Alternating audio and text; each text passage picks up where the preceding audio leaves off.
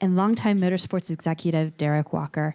Derrick Walker will join IndyCar as its president of competition and operations beginning on May 27th. In his new role, Derrick will be responsible for all technical and competition-related elements for the sanctioning body. We'll start here with Mark Miles. Mark, if you can, give us some insight on the decision to bring Derrick on board to oversee the racing and competition side for IndyCar. I can and I will, but let me first say I'm looking forward to when we have Derrick back and we have the official shirt-changing ceremony as he transitions from his Ed Carpenter racing role to IndyCar, which is a day we're really looking forward to just after the Indianapolis 500-mile race. So we made the decision that we really want to strengthen this organization. It's a good organization, but we got a lot to do, and we decided to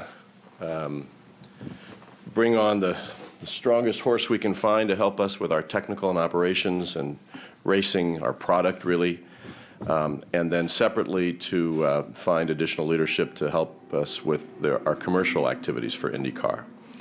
And we sort of focused on the product first and talked to lots and lots of people. We had a number of great candidates who were interested in the job. And Derrick was one of the first I spoke to. You can't read his resume and talk to folks about his lifetime of experience without immediately having great respect for his journey in open-wheel racing, from being a mechanic to owning a team and having enormous success all along the way. So his experience is the first thing that struck me as I got to know Derrick. But then there's a lot about this person that I really like. He's straightforward. He's got great common sense. He's got the conviction of his principles, and we know that he'll help make clear, firm decisions and have the strength of character to stick by him. And we've talked to a lot of people in the paddock, and I know that Derrick's experience is well regarded as broadly as anybody's could be in the paddock. So we think there's a lot to do, and Derrick's the right man to lead us through it. Great, thank you very much. And Derrick, congratulations on this new and exciting role with IndyCar. Can you talk about the decision to join the sanctioning body? Certainly. Well, first of all, good morning, ladies and gentlemen. I wasn't actually thinking about working for IndyCar at first until I was invited to go to a meeting with Mark, and we were talking about IndyCar and you know, what it represented and what over the years had happened to it. And so I shared with him some of my thoughts. Little did I know that I was actually being interviewed for a job, but a couple of meetings later, he finally showed his cards, and he suggested, would I be interested? And it was a resounding yes. I've obviously come from and am in the team mode. I'm from a team background. Never have crossed over to the official side. So this is, for me, not only an opportunity, but a real challenge that I am looking forward to. Obviously, I've been around enough to see the good, the bad, and the ugly of competition sports, but that doesn't deter me. I think I've had probably a good 20-odd, maybe more, 25 years of IndyCar, which has really helped me a great deal, and I feel if I can give something back to the sport in whatever way that is, then I'd love that opportunity. So, long story short, that's what brought me here, and I'm anxious to get started. Great, thank you, Derrick. We'll go ahead and open the floor for questions. Just a reminder, we do have a wireless mic, so please wait until you have the microphone before asking your question. We'll start taking questions for Derrick and Mark. Start with Rich, and then Robin. Derrick, Rich Nye from Channel 13. Having been on the team side all these years, do you feel at all like you're going to the dark side? It's funny you should say that. That is a favorite quote of mine. I am going to the dark side, and happily so. There's a lot to learn. Fortunately, there's a lot of good people at IndyCar that have been around a heck of a lot longer on this side of the fence than me. So I expect to be on a very steep learning curve and find my place in how to influence or to how to help steer the governing body. I think when you look at the quality of the field of IndyCar, it demands a strong governing body that has the vision and the leadership that is required to match the quality of our team. So we have a responsibility and obligation to be as good as we can as a governing body. So hopefully I can fit into that matrix somewhere there. We'll go with Robin, then Annie. Derrick, do you think it's important that you go out and immediately seek more manufacturers, engines, chassis? Do you want more? Do we need more? Will that be one of your first, maybe, assignments? Well, I don't know if it would be my first job. My first job will be to understand what we've currently got and how it functions from a day-to-day and get into the long-term stuff if and when it comes up.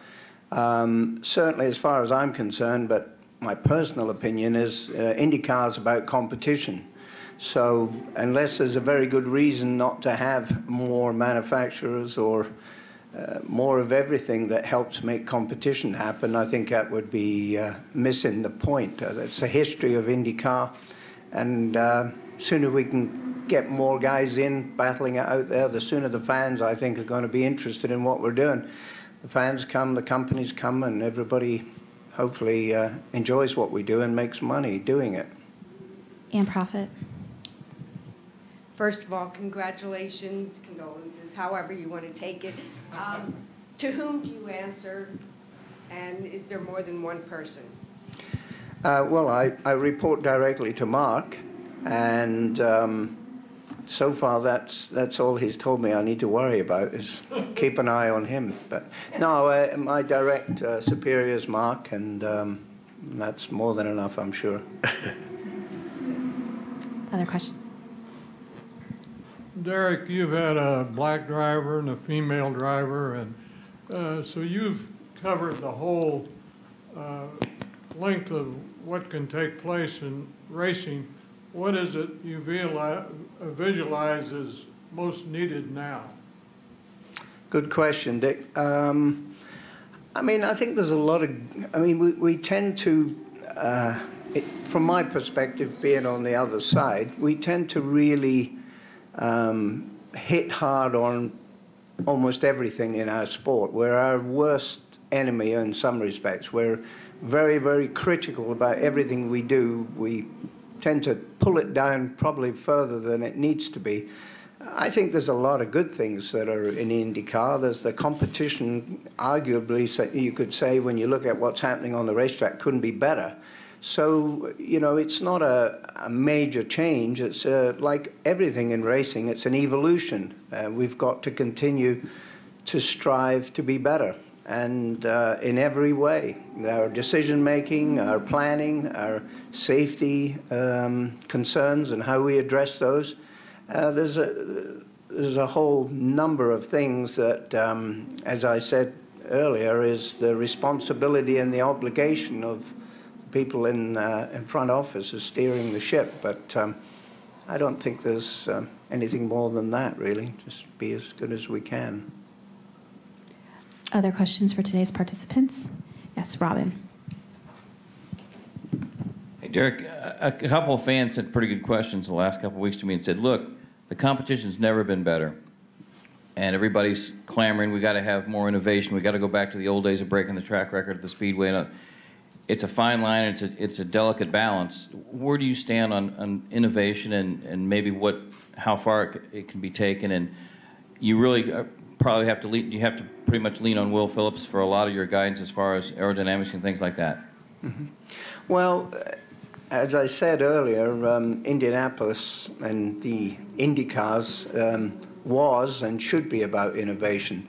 The thing that's happened over the years, if you look at the evolution of racing, is we got very smart, we got very good at doing the things, and we made cars better and better, and we went faster and faster, and one day, you know, there was less people in the stands for whatever reasons, and the cost of racing became a major talking point. A major concern is survival and the cost. So it's a delicate balance between innovation, speed, the cost of racing. I mean, any number of factors that you've got to take into account. But I think if you look at what our goal has to be or should be, is to open up that door just enough to allow it to grow and improve and innovate, but yet keep it in a measurable amount, that not only the teams but the manufacturers and every supplier that is involved in our business, it doesn't price them out the market. We can't have in the US, maybe in other parts of the world it works, but we can't have such a super expensive series that the fans can't afford to come along and buy a ticket at, and we're racing in front of lots and lots of people that don't turn up. So getting that balance, I think, is going to be key. We'll go Mike and then Larry. Mark, can you talk a little bit about what, if anything, is going to change for Bo and Brian and Will with this? Well, we don't anticipate changes in that team. They are committed to us and we to them, and they will continue to add value, but they will report to Derrick, and I have no doubt that they can be more stitched together as a team. I think one of the things our organization can improve on across the board is the extent to which we work closely together and communicate better and break down silos and plan a little farther ahead. So without in any way meaning to be critical of those folks who we will count on going forward, I think Derrick brings a practical approach that's so well grounded in the technical aspects of it that they will be a higher performing team under his leadership. Derrick, Larry Clarino, Racing Information Services. After what was arguably the best street race in the history of street races at Brazil, there was a lot of comments about the push to pass being a gimmick, the limited numbers and all that. What's your feelings about that, and what direction would you like to see it go in the future, with, without? Well, push pass is maybe perceived as a gimmick, but in actual fact it's a response to today's world and reality that race cars become incredibly close because the technology and the know-how that migrates from team to team, or the way teams structure their racing, that the cars become very even. And we go to some tracks where it's not always possible to have the perfect racetrack that allows places for overtaking to happen. So we use a relatively modern gadget in the push-to-pass that allows us to artificially give the opportunity for overtaking. I think it's a reasonable solution. There's more ways to do it, and over time, those ideas become relevant to where we are. But right now, I think it's a positive, and it's a very efficient way to do it. Marshall. Mark, do you foresee you and Derrick working together, collaborating on some of the things you've mentioned in the press, your desires to see not just technology but speed become more of IndyCar's future? Is it more of a collaborative process you're looking for 2014 and beyond, or do you think that's something you can jumpstart right away? Well, our relationship in general will be collaborative. Derrick's a good communicator. He's an early riser, as am I, so there'll be lots of contact on a daily basis, I'm sure, and I'm looking forward to that. On the particular question of speed, I would have said, I would reframe the question if I could, to talk about speed and safety, which to me have to go hand in hand. I'm sure that's a widely held view. It's something that we've talked about. It's something that I believe is part of IndyCar. We're the fastest series, and it's part of our brand. It's part of what we're about, but we're not quite as fast as we used to be. So if we can work through Derrick and through the paddock to think of ways to make incremental improvements in that, I think that's a good thing. We'll be talking more about that perhaps before long, but yeah, I think it'll be a team effort, but we're going to count on Derrick to help shepherd us through that process. And we'll take our final question from Don Kay. I guess, Mark, Brian has been director or president of competition. will he still be that and work with Derrick on that, or will Derrick be at the racetrack and director of of competition? Is that the on-track product as opposed to putting it to the track? So Brian's, it will be a team, but Brian's primary job will be what we think of as operations. And Bo is the guy at race control, and Will's the guy at engineering, and John's the guy at scoring and timing, et cetera. So they'll each have their specific responsibilities, reporting to Derrick, and they'll operate as a team so that I think they'll have the ability to contribute to the broader challenges that they face. But Brian's primary responsibility will be with respect to operations. And Derrick, you had mentioned the push-to-pass. You were talking about that and using it to pass in areas where cars can't. Well, I'm sure you've been observant enough to realize, even though the drivers say in Brazil there's no place to pass, sure as hell they found it. At Birmingham, they found it. It seems that this new car races extremely well, and where in the past, the older car, they'd have to, had one line through a corner, they got now 2 and sometimes 3. So the racing, it seems to me it's wide open. If you're a good enough driver, you get by. You don't need to push to pass, maybe. Yeah, well, you could definitely make that case. We've come a long way, and the cars are, easier at overtaking at certain tracks. But I think the combination of those improvements in the cars and the teams with the push-to-pass is probably the best mix. But push-to-pass isn't the panacea of everything. I mean, it's just it's an aid that you use a few times during a race. So you've got to choose your time wisely and use it in the right ways. But it doesn't necessarily decide the finishing position of a race. It is, if you use all that, you push to pass, and the other guy's got it, he'll probably get you at the end if you're that close. But it's just another tool for the teams to use. I don't think it's any negative at all. Well, Hinch figured out both of them. I think both had one push to pass, and Hinch got them anyway. Yeah, well. Driver outdrove the veteran. Yeah, no, there was other technical reasons that went with that, which was good, and that's what racing's all about and should be about. But like I say, I don't think it's